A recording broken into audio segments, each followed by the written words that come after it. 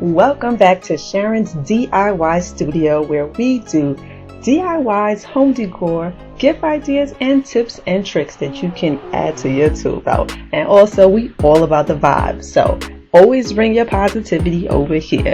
So today we are doing an Easter basket. I know it's late, do not drag me, but I wanted to show you what I did with my Easter basket. So this one is for a boy, but the previous video will be for a girl. So whichever way or when the video drops, make sure you check it out. Make sure you subscribe and hit that notification bell so you can be notified when I drop the new videos. Alright, and back to the project. As you can see right now, I'm trying to connect my machine, but before that, the first step is to actually create your designs and then press the Make It button. Once you press the Make It button, the screen will ask you to choose the mat, which I used a 12 by 12 mat. I pressed the Next button and then I arranged where I wanted my design to be on the mat. Then the next step, they want you to connect the machine, your Cricut machine, to the system. So what I did was I went to my settings and went to Bluetooth, then connected my machine. If you're having issues and the machine doesn't pull up when they ask you to add your machine, I would go back, disconnect the machine, reconnect it, and then you should have no problems with adding the machine. After that, you choose which setting, which was washi tape, because I used Dollar Tree vinyl, and then press that arrow to press the arrow to let the mat go in. Then you press the Cricut sign button and then it will cut out the design. And as you can see, once it's cut out, I weeded it and I used a paper transfer tape because I found out that there was a better transfer tape to use when I'm applying it to foam board. And as you can see, that transfer tape, that paper transfer tape really worked well. You won't have to worry about the paper peeling off your foam board. So I will link that in the description below, as well as the vinyl that I used for the basket, which is this gold, beautiful holographic vinyl. And for this holographic vinyl, I recommend a different transfer tape that has more adhesive so that it can pull up easier. Because when you use the paper transfer tape on this vinyl, it doesn't work as good. Alright guys, let's get to this basket, y'all. Alright, so you see I already cut out the foam boards.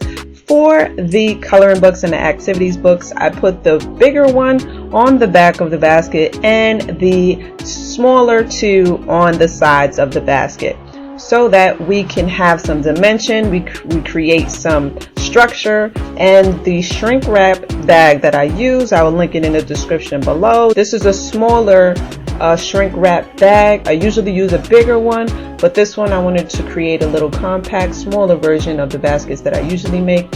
I didn't put any vinyl on the back of this board, so I just made sure that I use foam board to keep that structure going in the basket.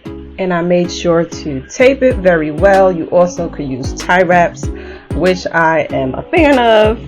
And just make sure everything is going to fit and you're able to close the basket. So as you can see, I'm always grabbing the basket to make sure I'm able to close the basket. And then I have this amazing, cute Dino Doctor Beat the Buzz toy that I think that he would have enjoyed, my nephew King. And I taped a foam board to prop that up so that we can have a level plane of the basket and the back board of the basket. So just remember, when you're creating your basket, you have to have a vision on where you're going with the basket. So basically, I wanted a dinosaur themed basket, so I got products that correlated with that theme. So the dinosaur toy that you see in front, I got from Five Below, as well as the Dino Doctor Beat the Buzz game as well. So you always can mix your basket up with valuable toys that you know that they will love. I also hit up the dollar store. I love me the dollar store. So I found a Game Boy sippy cup, which I added to the basket, as well as a Toy Story Play-Doh. And then I found some Dinosaur World fossil and slime pack, so you know I had to throw that in there, as well as some Legos. I love to throw a whole bunch of different toys as well as candies and activities so they can have an amazing time, and they can actually pick at the basket little by little, day by day, and they could savor that moment. Okay, so make sure when you're doing your baskets, you're doing it with love, you're having fun. This platform is here for you to learn, to grow, to be creative, and to continue to have good vibes and hang out with me. Once again, if you didn't subscribe to my YouTube channel yet, subscribe, hit the notification bell, and comment below and tell me what you think about my videos, and if you will come back to watch some more. Alright guys, so we're coming up to the end of the video. I'm closing up the basket. Most of the shrink wrap I like to push to the back and use a tie wrap to close up the basket, because we want the basket to have a clear eye view in the front. And when I do my shrink wrap, I use a blow dryer, but you can use a heat gun. Whatever it is that you have, use what you got, get it done.